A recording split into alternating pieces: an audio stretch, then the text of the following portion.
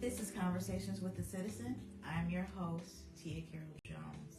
I'm here today with Todd Belcore, Executive Director of Social Change. Welcome to the show.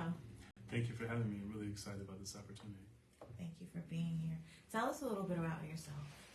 Yeah, I'm a Chicago kid, raised by a single mother in the south side of Chicago. She raised my siblings in Dearborn Homes in 26th and State, and I was just remarking a moment ago how every day that passes I'm more in awe of the fact that she was able to raise us in such difficult times as a single black woman, and just everything that she fought for, everything she did for us is really the key and inspiration behind why I fight for others. What is social change and when was it founded? Social Change was co-founded by a good friend of mine, Neil Cambry Jr. and I, in 2011. Time has really flown, and is committed to liberation through the idea of storytelling, recognizing the power of stories to connect people who may otherwise not feel like they have things in common, and realizing even at that time that polarization was a significant issue in our communities, that the lack of understanding between communities that were not living together and coinciding in the same space. So we decided to come up with a festival that used storytelling as a mechanism to bring people together from all over the world and use that avenue to kind of create a community and mobilize that community and capture the inspiration that people draw and education that people draw from the experience to mobilize them to do things about the issues in the films, but also to kind of accelerate existing movements for change and things like that. And that led to our first International Social Change Film Festival in 2012. Now we're in our 11th year of it coming up right now. How does social change make an impact on the city of Chicago and nationally? Yes. So I mentioned that we are in our 11th year of International Film Festival, and that's an important thing to highlight because we have showcased filmmakers, artists, activists from all over the world. Because we don't just show films, but we also provide opportunities for people who have expertise or directly impacted by the issues in the films to showcase the expertise and talk back sessions and lead action opportunities and things. But in 2015, towards the latter part of that, almost 2016, we also recognized just providing the platform and the opportunity for people to get involved in movements for change wasn't enough. We needed to do more to make sure organizations are already providing services on the front lines have the additional capacity they need to go from direct services to systemic reform.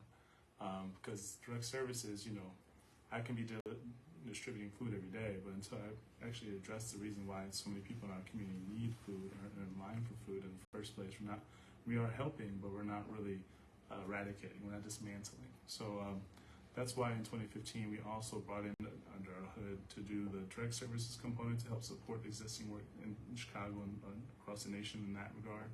But just as importantly, maybe more importantly, to work on the advocacy aspect, to make sure we're fighting to remove these barriers to opportunity, to justice, to freedom that we in our community are bound by as slavery has evolved and become legalized in different ways, forms, and fashions. We have to recognize that and do something aggressively about that.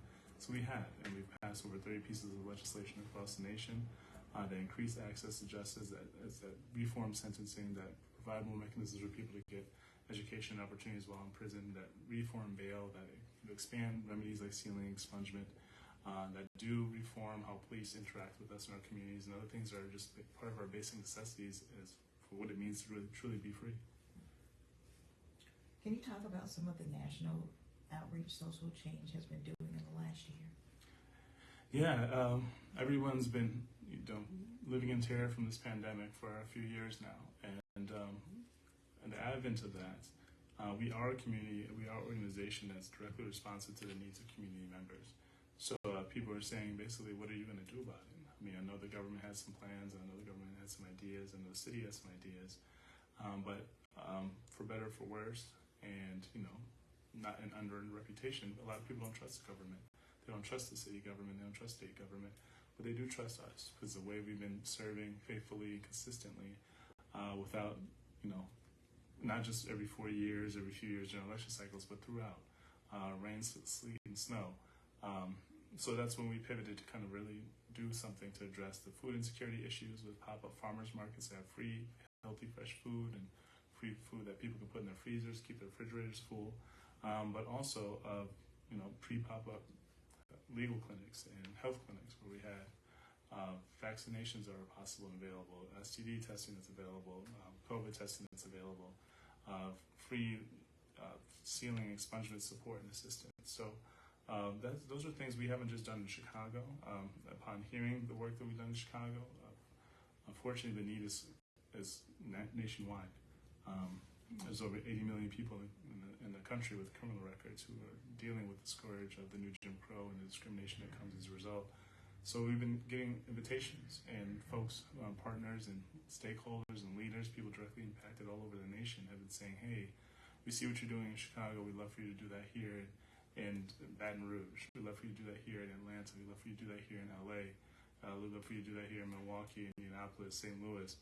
So as a result, we're actively working in 8 states across the nation, not just supporting movements on the ground, but also providing these trainings to make sure people who are active, who are doing everything they can to meet these kind of urgent needs, because people truly are struggling, that as we're doing that we're also making sure that we're sharpening our chops and being more prepared to engage in a level of advocacy to address the root causes for this tremendous need that community feels so acutely. You've also been doing some disruptive liberation work. Can you talk about some of that work? Yeah, so in addition to the work we do at Social Change, and we train advocates, we train activists, we train all of that stuff, but I also teach people how to do this up in a formal capacity at a couple law schools. I do this independently by doing mediations in instances where people are discriminated against in a class action context because of their race or gender. But I also, at the end of the day, I represent people too.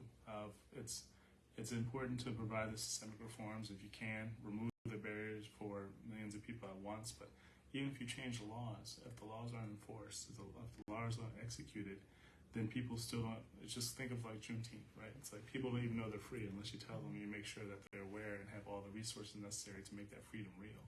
So that's one of the things we do too. It's not just about disrupting the system and changing it, is making sure that it's felt on the ground in our communities. So the benefit of that is I know all these struggles firsthand. I know what it's like to be poor. I know what it's like to be discriminated against. I know what it's like to have guns pointed at you by police. I know what it's like to be arrested. I know what it's like to be in jail. I know what it's like to be couch surfing. I know all these things personally. So people don't realize spend time coaching me up on what the struggle is. So my motivation, my fire is always lit. My candle's always lit. I'm always burning, to do something about these issues in our communities. And it also gives me a different perspective because of, I also had really, formal education that's well received. I don't know how else to say. I went to Northwestern Law School, University of Michigan, Ann Arbor, and that also makes people listen to me differently than they would maybe my brother who is paraplegic and struggling with drugs, or other people in my family who maybe don't code switch as readily and quickly as I do. Or, I recognize the responsibility that comes with the opportunities that my mom has garnered for me, and I'm just doing everything I can to make sure I yield real fruit for our community. Why was the International Social Change Film Festival started? Well, our stories weren't being told, and I know I don't explain that very much to the citizen, right? So I think the sad fact is there's a lot of incredible filmmakers, storytellers who are out here not only experiencing immense and incredible hardship and trauma, but also absolutely life-saving, transformative triumph. And what are we doing to capture that? What are we doing to share that? Sharing our joys, our love for things that aren't being shown in the media. Our misery is very well captured by mainstream media. But that's why I'm grateful for periodicals like The Citizen. Like, you also show the amazing things that people are doing in the communities, the way in which Black excellence is a daily phenomenon, not just something that takes place during 28 days of the year in Black History Month. But we also want to provide that platform not just for African Americans, but for people all over the world, whether it be in South Africa or Tanzania, or whether it be in India, or whether it be in Australia. In every corner of the world, there are movements afoot where people are doing everything they can, rolling their sleeves to fight up for the forgotten, fight for the people that people don't listen to. And that needs to be covered. That needs to be amplified. So I've created the festival to do that, and we've shown, over 500 films as of now. We have the most diverse festival that's not specifically catering to an ethnic group in the world. So we're extremely grateful for that, and the vibe that we curate and the way in which people congregate is a result of the way in which we really foster this real community is a beautiful thing. You have people, from China fraternizing with people from Southside Chicago and people from Australia, working and building relationships with people in Atlanta, and that's what it's supposed to be like. Because at the end of the day, when you're in the front lines of this movement for change, it is tiring, and you need as many different pieces of love and support and encouragement and wisdom as you can get. And if we only relegate, those sources of life, of things that are poured into us, to people in our direct circle, that's always going to be insufficient. So we need to crowdsource worldwide to make sure we're getting the best ideas, the best support, the best tribes possible, continue this fight and be victorious.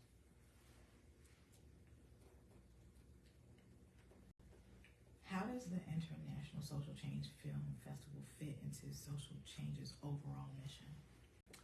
It is the catalyst of, because we recognize that all the work we do, whether it be frontline direct service work or whether it be advocacy work, we need people. And the point of the film festival is not only to show films, but to also present it in such a way where it gets people who aren't normally involved in social movements to interact with it.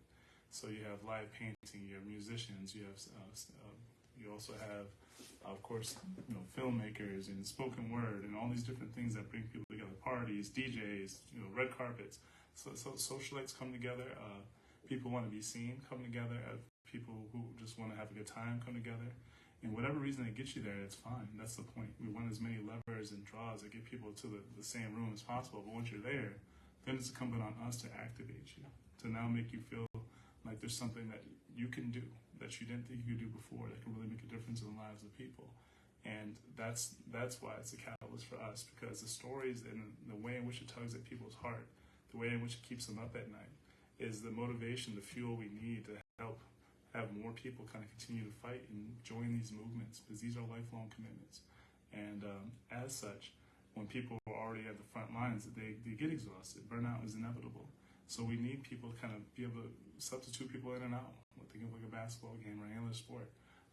Anything else that you do, if you're doing it as hard as you can, there is a time where you need to be relieved.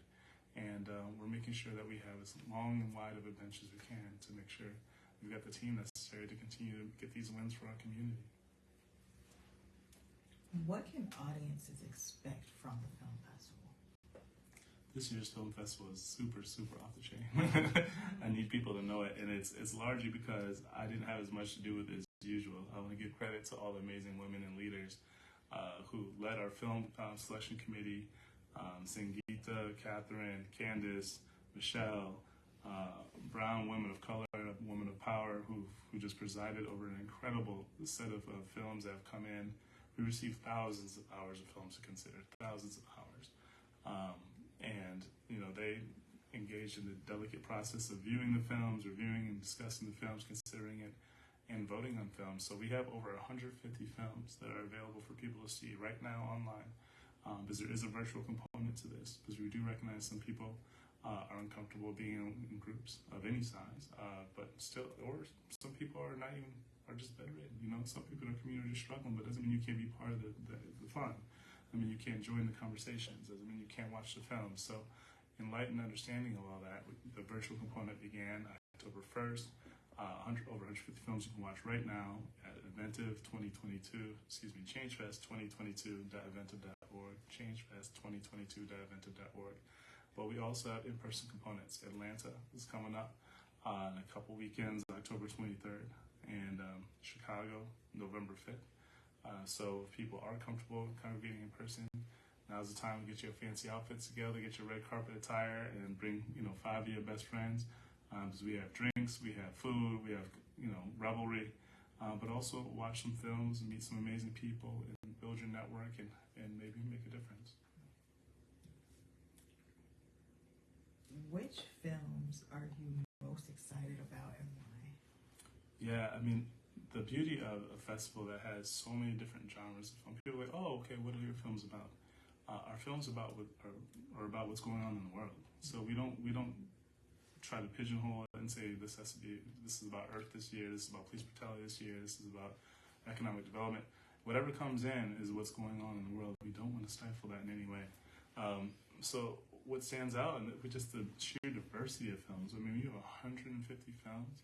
There's nothing that you can't find. If you're looking for something very specific, like not even African female director, economic empowerment, sexual liberation film, you'll find something. Because we have tags, you can kind of search like a search engine, but also just like in Netflix, you can kind of swipe and kind of see different things and all that. And that the diversity is the beauty of it. So there's something truly for everyone. But I think there's films that really stand out to me, like Unguarded. It's a film about a prison system in Brazil that's actually run by the prisoners in the community. So it's let me say that again. It's a prison system in Brazil. It's actually run by the prisoners in the community. And that, of course, is a mind-blowing concept, as we have such a incapacitation-driven, punishment-driven system in the States, which incapacitation and punishment have some role, there's no question, but it's to the point where prison now is a source of greater trauma for people in our country. Prison now is a space where torture is legalized in this country, where slavery is legalized in this country. So to see a different model where people in the community recognize that we want these folks who have done wrong to come back stronger, come back more whole, come back ready to contribute, and be shown the love and support and opportunities necessary to make that real. That's something that really stands out to me. We got a really couple powerful films from Chicago directors. Muhammad Bilal made a wonderful film called Blue Cave.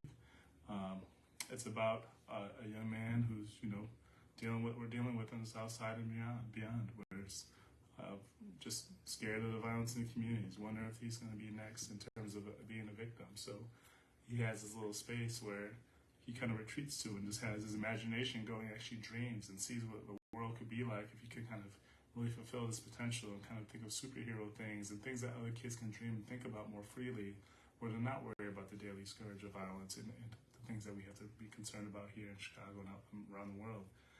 In other words, Engage Inglewood, talking about 6 artists and activists doing amazing work that needs to be highlighted and showcased. So it's so whether you want something intensely local, you want something global, like global warming, sustainability, or prison systems, we have it. So please, there's no reason for you not to be a part of this. If you don't want to be in person, if you watch some on Netflix and you're watching this black-owned stuff right here, shame on you.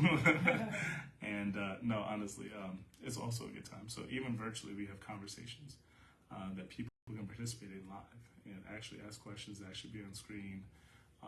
And those are going to be starting not this weekend, but the weekend after. So be prepared for that as well. How can people support social change in the work the organization is doing? Yeah, we're not reinventing the wheel on that end. Just like church, you donate to church because you support the church's work. You want the church's work to go forward, and you want them to kind of liberate and uplift our community members. It's no different. I give my tithes, but I also give 10% of my money to nonprofits and people I care about, work I care about. But I also recommend that people volunteer their time. Everyone, I know inflation is rough. I know the economy is rough. I know people working 2 or 3 jobs to make the same amount of money they used to make 10 years ago from one. So money is the least important thing we ask of people. We do recognize that everyone has incredible talent and incredible things to offer. And we ask that you be willing to volunteer and donate some of that to us. I'll also say, though, as people kind of get more comfortable and donate more of their time with us, we stop allowing you to donate your time and then we pay you. We can't have an organization committed to fighting exploitation and different versions of slavery and then continue to have people in our own indentured servitude. So, definitely kind of build the bonds, help us support. But then there'll come a time it's like, hey, I can't allow you to keep helping us with the social media stuff. I can't allow you to keep helping us with the video stuff. I can't allow you to keep helping us with the marketing or even legislative drafting without giving you money. Like, what would that be on an hourly basis? And to give people more than just, subsistence. Hourly, we want it to be competitive. So I think that's also something that people enjoy. That's probably why we have, the lowest turnover rate of any nonprofit you'll find, and we have so many people who just are part of our family, because we do recognize that when you're spending time with us, you're spending time not making money elsewhere. And in this economy, where the bills are higher than the income, and it's been like that for a minute, we can't ignore that. So we do what we can. As part of the reason why I fundraise so aggressively. So we do have, stuff in our coffers too. When we have road trips to places that people can have their food covered and have a stipend. When we have major events where it's people are away from their families all day, that they can at least have some gas money, things like that. Just basic thoughtfulness, recognizing the real struggle that our communities are dealing with, and providing them some relief.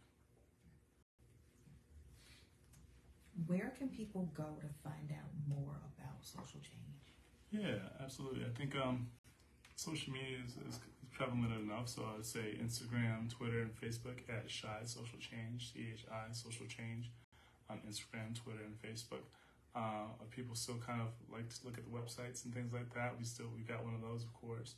Social Change, all one word, .sites, SITE. But I think the best way to engage is just come to one of our events. I'm going to announce shortly that people who mention Citizen will get a discount for our festival. But I do think at the end of the day, we really want to engage you. We want to meet you. We want to get to know you earnestly. Because at the end of the day, we need you. I do as many of these as I can, and thank God, one way or another, I wasn't able to go to where I was supposed to go out of town this week so I could have this conversation with you all. Because we can't do this work without you. Whoever is listening to this, whatever you have to offer is exactly what God has given you, exactly what we need at this moment in time. So please, we are begging, not because we're not doing well financially, we actually are. We're doing better than we've ever done by far. Not because we're not making an impact. Yes, we are. We're making more of an impact than I ever could have imagined. But that's the point. It's because we're doing all this with so little. Imagine what we could do if we had you. Imagine we could do it if we had everyone who's paying attention to this. Not that I'm not supportive of our, long-term foundational organizations and institutions who've been doing incredible work for 100 years. Continue to support them as well. This is not an either-or proposition. If you're supporting your church, good, support them and support us. We do have more broad beliefs than maybe your church or maybe some of your organizations, but we should also be honest and open about that. We accept everyone who wants to come and support. It's not who you vote for, it's not who you love, none of that's important to us. It's about if you're willing to be open, you're willing to learn, you have interest in serving the community, we want you here. The understanding of that is you can't break down these barriers, you can't address polarization if you have all these check boxes that determine whether people are not worthy to join the cause. And I think that's something we can call all kinds of names for that, So I think I have to be honest about that now. So when people come up and say, oh, y'all got people of different colors, different ethnicities and nationalities, like, yes, that's the point. And that's intentional because you need that. The Rainbow Coalition is not a new concept. You need that in order to kind of create the level of power necessary to really spur and create lasting change. So we actively cultivate that. And we also have a culture of calling people in, not calling people out. We are fallible. There's only one that was not. So when you make a mistake, we don't isolate you, we don't exile you, we don't talk about you behind your back. We talk about you in front of your face saying, hey, this is what happened. Someone was hurt by this. What can we do together to make sure it doesn't happen again? And we understand each other as to why they're hurt, what you were thinking at the time. Because we want to build people up. We don't want to cancel people. People are dealing with too much. To feel ostracized and being kicked out of every circle they go just because they haven't been loved enough to be taught the right way. And that's just not how we function. So that was a long answer to your question, but I think it's I guess what I'm saying is we love y'all no matter who you are. We need you no matter who you are. And really grateful to have the opportunity to talk to you about social change. Thank you. Before we wrap up, is there anything else you'd like our audience to know? Oh my goodness. Well, I will say if you use the coupon code Citizen, promotional code, you get 50% off any purchase that you make relating to the festival. So think about that. Again, it's changefest2022.eventive.org. And a portion of that code, so whatever the proceeds are from the use of that code, will go to the Citizen or any nonprofit they choose. So think about that as like a cool indirect way to support paper, community of base of knowledge of mobilizing power and things that you care about. You can just go to a film festival and kill two birds at one stone. So that's something that's important to highlight. But I think I also want to say I thank you all, and I think Citizen, because I think you've got these hidden jewels that shouldn't be hidden, that just have done work for so long that people just forget about it. And Citizen is an example of that. And there hasn't been an event I've gone to where you haven't had some representation, or you're not taking pictures, you're not making sure you're still on the ground and doing everything you can to kind of keep that mission real and keep that mission alive. And I really want to salute that as well, but that's really hard, especially in this era where people want information every 17 milliseconds and all these things.